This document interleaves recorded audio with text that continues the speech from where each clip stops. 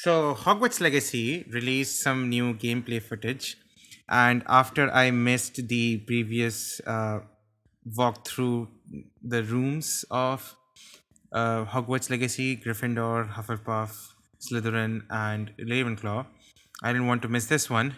Now, there is a proper gameplay showcase, which was released on the Hogwarts Legacy official channel, which is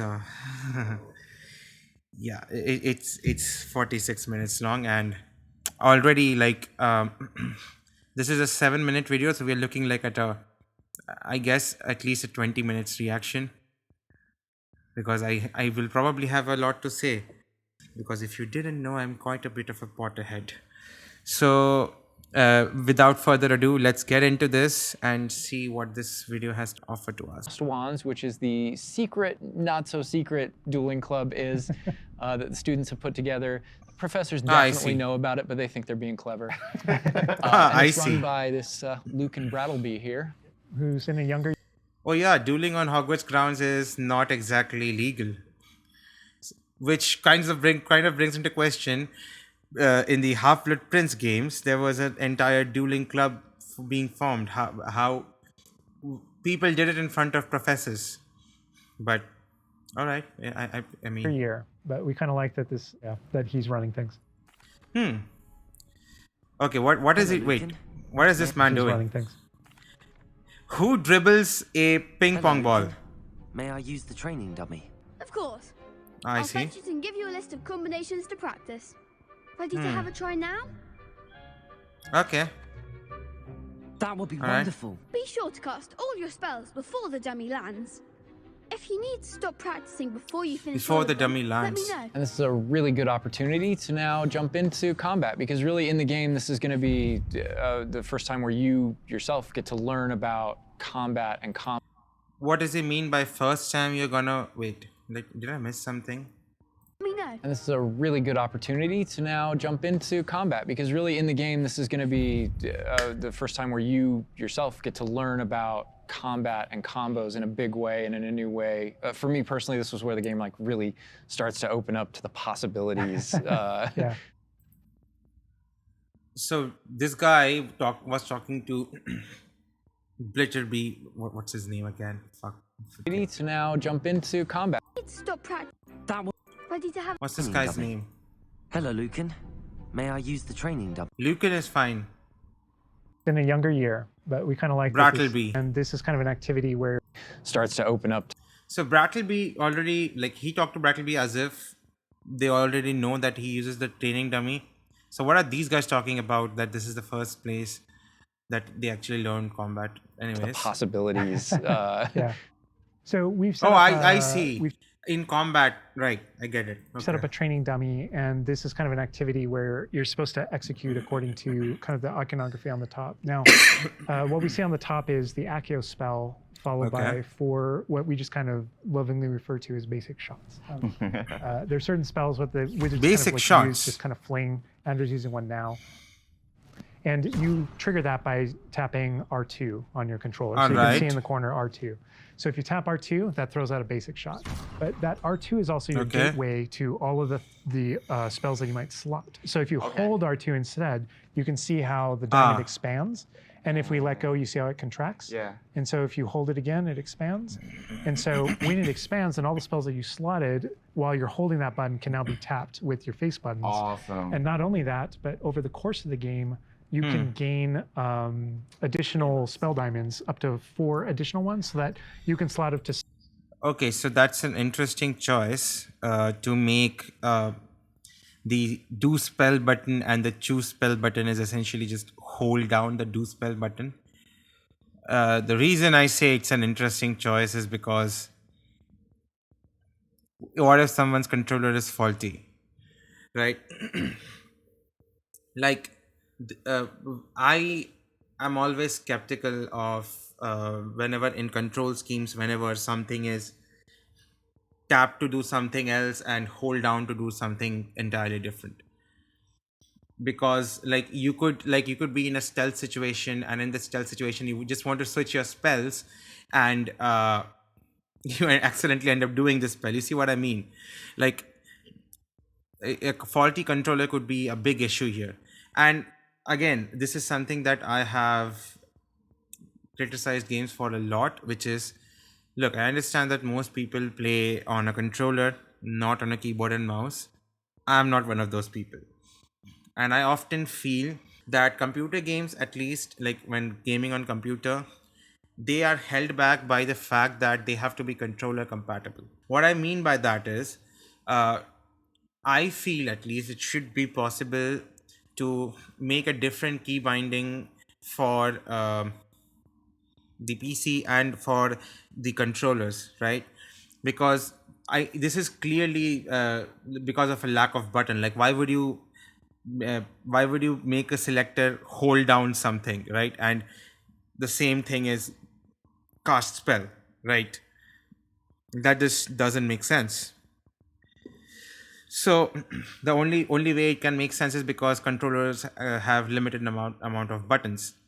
And as games become more and more interactive, as we need to put in more and more buttons, I felt that as keyboard and mouse players, we would have an advantage compared to controller players. And nothing against controller. I have mine right here. Okay, nothing against controllers. It's just that when you are playing, it's like, okay, let's say there are different types of controllers, right? You would hope that whatever controller you're playing with, the game uses it to its fullest, right? That's what I'm trying to get across here. I know I'm going to get lambasted in the comments anyway, so let's move on. 16 spells, pretty much instantly, and then that helped us fulfill the fantasy of pull spell diamonds up to 4 additional ones, so that you can slot up to 16 spells, pretty much instantly, and then that helped us fulfill the fantasy of in combat I need to be able to access things very rapidly. Yeah. And so you learn over the course of these events, how to juggle not just the spell casting, but also it reinforces an understanding of another feature of the wheel, which is their cooldowns. So as you're casting spells, just to make sure that you're not just kind of like repeatedly using one thing over and over and over again, you can see cooldowns on the spells that he's using on the wheel. And then as you progress through the game, there are different things that can affect things like cooldowns through your talents, different things that allow you to kind of like juggle and adjust and update those things. And so if you hold down R2 and you tap the D-pad, it will switch between your other diamonds if you've unlocked them, and that's how you access all those. Oh man, it looks like we're about to get some action over here. Yeah. I will say though, this is a much more interesting choosing spell, like a way to choose spells than just what was there in the earlier Harry Potter games. It was just press a number key. Like, this is much more controller compatible, at least I feel. Oh wait, no. No. Yeah, this is much more controller compatible. But then again, I come back to the previous point.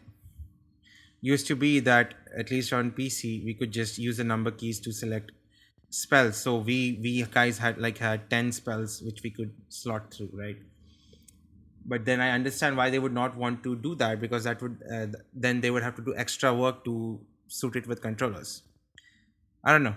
Sorry, I'm probably speaking too much and I'm speaking out of turn. But so this is a great way to kind of learn how to pull things together. I also like that this guy's together because that's my house. So tap, Accio, tap. Awesome. Well done, Andrew. And that's just against the dummy, but I mean... I'd say that's enough practice. You looked good out there. Thank you, Lucan. I say better to discover one's weaknesses during practice than during a duel. You'll be a fearsome challenger now. I think now we can take on something a little more challenging. It's going to shoot back. Now let's talk about some more features of the combat system. Hello, Lucan. Is the next round of crossed wands all set? Why, yes it is. I've got a great match lined up. Ready for another round? We're on a PS5 dev kit here, so we're going to be able to kind of pause the action and talk about what you're seeing on the screen, because there's about to be a lot going on. Okay. All right, here you can select if you want to fight with somebody else, some of your the other classmates. students. But in this case, we're not. We want that action to feel a little more frantic towards you to really get you that sense of All right, that's of combat. I guess that was probably for story apparently reasons that they didn't got select quite the anyone reputation 'cause they've got who you up like against got Steve. in, Yeah. Apologies. like any of the jump. people who. Whoa, but we are So fighting against I can people. explain this just because I know people are going to go into All it, but we right. can probably just kind of jump in. So you're not the only one that has Protego and the ability to deflect. The enemies do too. So you are using juniors as training dummies. I mean, I guess I guess if they are okay with it, but I do not like the implications of that. Well, I mean, I don't want to be a Twitter this thing. It's a minor thing. Like, of course, for gameplay reasons you have to like, but I mean, come on, it's their magic. Couldn't they have animated a dummy? But it's a nitpick I give you. But And we actually play with that when it comes to the spell casting. So you notice that there are different colored kind of shields around the different characters. And you also notice that your spells have different colors on them. So to help players understand kind of like the function of their spells, we're trying to put them into brackets. So there are damage spells, there are force spells, there are... So they picked up the parts of the dueling system from the Lego games, specifically Lego Harry Potter years 5 to 7. So for those of you who don't know what I'm talking about, in Lego Harry Potter years 5 to 7, the way the dueling worked is, I believe that in the first one, they like years 1 to 4, they had a quick spell selector, which is you just press the these two buttons. What is this? RB and LB, right? You just press RB and LB and you like quickly switch between spells. And so what they did is to make people understand, okay, which spell they are on currently, they gave each spell a distinct color, and they leaned into it into years 5 and 7, is that whenever you duel, the opponent shows a particular color to their spell. Like, so you're dueling, you're like locked in a circle, and the opponent's half of the circle like has a different color, your half of the circle has a color, and in order to defeat them, you essentially have to hit them with a spell which is the same color as the color in their half. So you switch through spells because of that. So I like that they included that. This also reminds me a bit of Rise Son of Rome. But the difference with Rise Son of Rome is, of course, that Rise Son of Rome was coded for like XAYB, like it was color coded for the buttons, and this is more so color coded for the spells. So interesting. It's an interesting thing they picked up, and I always thought that why that's a very good dueling system for a Lego game. Why didn't they pick up some elements of that? I'm forgetting the other one, all of a sudden, control spells. And so those things for the player, they wind up also being a color indicator for which actual spell to use to break the different shields that enemies can use. That way it rewards exactly as I said, attention that you're paying on things. We've got this paused here now, and you can kind of see all the elements on the screen, the halo around the avatar's head, each of the avatar looks like the halo around the avatar's head looks like a Doctor Strange rune. Is that a rune? What the one once they use in the hand? Shield? I don't know. But you get what I mean, right? the different shields to kind of give us a breakdown of what's give going us a on. breakdown of different things that you were saying. So you notice at the top that we're kind of like calling out which enemy you currently have targeted and their level and health. And so as you target different characters, you'll be able to get that breakdown. The halo over your head, whenever an enemy is about to an attack, it's almost like you have a little bit of a sixth sense for those things that are coming. If you see the halo, spider sense, of course. Why not? I mean, it's not a criticism because nowadays every game has some version of that. So Just halo, it means there's an incoming attack, and if you tap the triangle button by default, then if you see the halo, it means there's an incoming attack, and if you tap the triangle button by default, then that you'll be able to deflect that attack that comes in and off with Protego. And I love that deflect where it goes off and like hits things up and kind of breaks things off walls. Oh, But also, nice. if you hold the button, then it So okay, okay. I'm sorry, I'm pausing again and again. Well, why am I saying sorry? I should be pausing. This is my reaction. Uh, but the point is, the Protego thing, right? So if you have seen the duels in the movies, they don't like hold Protego. They just like when something comes, they just deflect it like this, right? And I'm really happy that they found a way to incorporate that into this. And I mean, I say they found a way. This is like something which has already been implemented when you count things like Sekiro and all of these things. Like, yeah, Sekiro is a melee game, but I'm talking about the deflecting and all of these things have already been implemented. But I'm happy that they brought this into it. So, because then the duels could look a lot more like the way they did in the movies.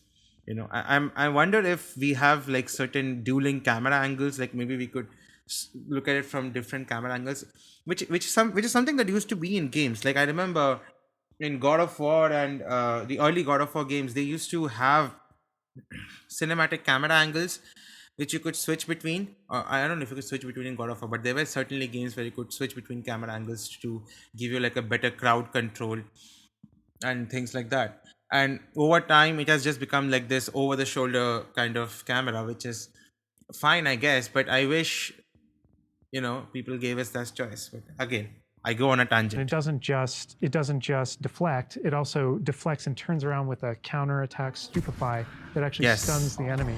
Cool. And you can use that even in your combos and stuff. So if you're focused on a character, and you're doing your thing, and someone else attacks you, you can actually. Oh, that's a nice attack. Direct attack on the person that you're comboing. Back into gameplay here. Andrew's gonna pretty handily finish these other students off here. He was avoiding saying juniors. He was avoiding saying juniors. And again, I'm not like, I understand this is a gameplay thing, okay?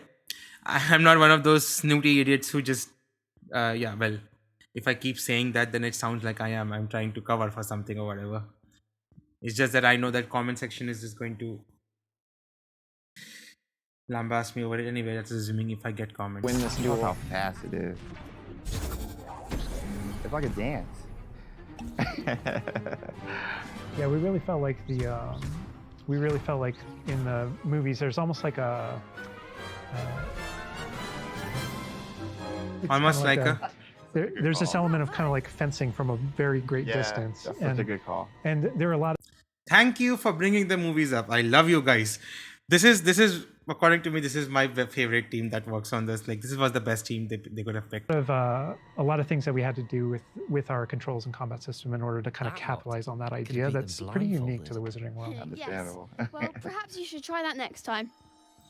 I do want to comment on the facial animations, and the frame I paused on kind of sums it up. But I guess this is still like too early. Like, the game is coming out when? March? So I guess they have a lot of time to do that. The thing that they're showcasing, that is on point, perfection.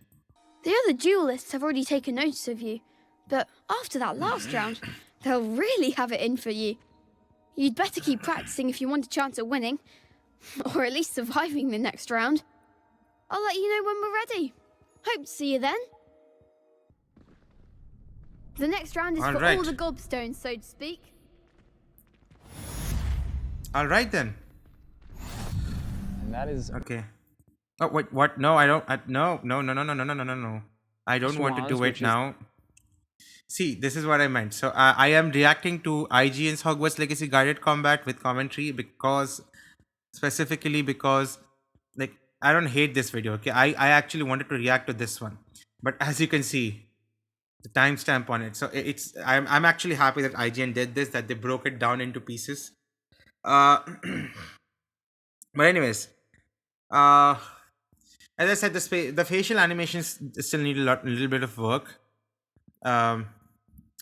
As Everything else, I think it's amazing.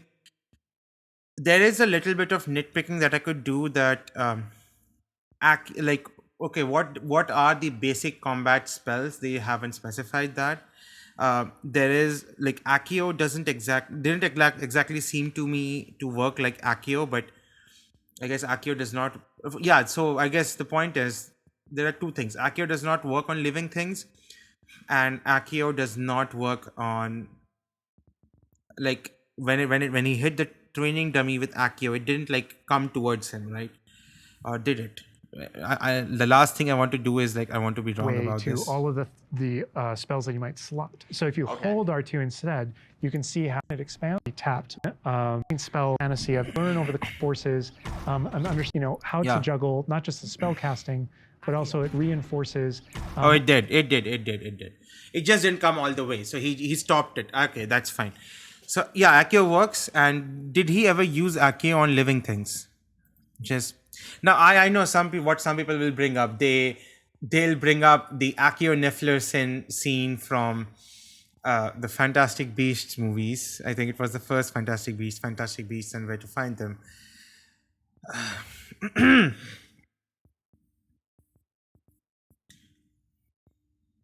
Yeah. So I mean, I can just go on and say, well, mate, he was trying to pull the jewelry from his pocket, but like he said, Accio Niffler. So, but like if you are a reader of the Harry Potter books like me, it does not work on does not work on living beings. So,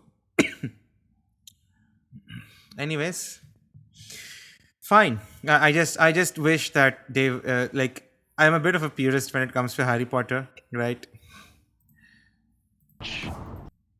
I kind of don't like post Twitter J.K. Rowling, but I guess she was always the same J.K. Rowling. It's just that. Anyways, fuck that. Which actual spell to use to break the different shields that enemies. Yeah, I again, uh, the color thing is amazing. This foresight thing is amazing. This is like they have really delved into how to make this as authentic and as like you to feel like you're actually dueling, right? Which is something that Harry Potter games have always struggled with. Thing about dueling is that it's obviously not melee combat, like with swords and maces and shields and all of these things. So you can't treat it like melee combat, but you also cannot treat it like FPS or third person shooter ranged combat, because while the combat is ranged, there are different effects of different spells. So it's almost like, so I guess the an equivalent in range shooters would be maybe something like grenades. Like there are like you could have specialized grenades, right? Which could cause chemical damage, or maybe levitate the enemy in the air for a bit, and so on and so forth. But like there, they are like a special thing. Here, the whole combat system is based around, you know, these things that we call special in most ranged games. And you can see why that's can be an issue, because they are specials, and they have a limited amount of uses for a reason. And also, not only does that yeah, so they're specials and they're limited amount for a reason, because what that would essentially entail is that you just obliterate the enemy in like the smallest amount of time possible. So that actually leads to two issues. Number one is that now the game has become like you can see it's mechanically very different, because not only is the fact that you have to completely change the player's mechanics, you also have to change the NPC's mechanics, because now the NPCs have to be much more resilient, and you simply cannot ram them with health, because that would just seem like needless tedium, right? So you have to make the NPCs smarter. Like when it's just one bullet, like a standard combat bullet, the NPCs could just fire and never use grenades, and you wouldn't notice. Right? Maybe they could throw one grenade or two every now and then. And um, another thing is like, and this is something that the earlier games certainly struggled with a lot, because dueling is very much like a two-person thing. It's a one-on-one thing, which is much easier to do in melee combat. Like you can like lock onto one enemy, then you can focus on that, even though the other ones are attacking you simultaneously. With ranged, it just becomes like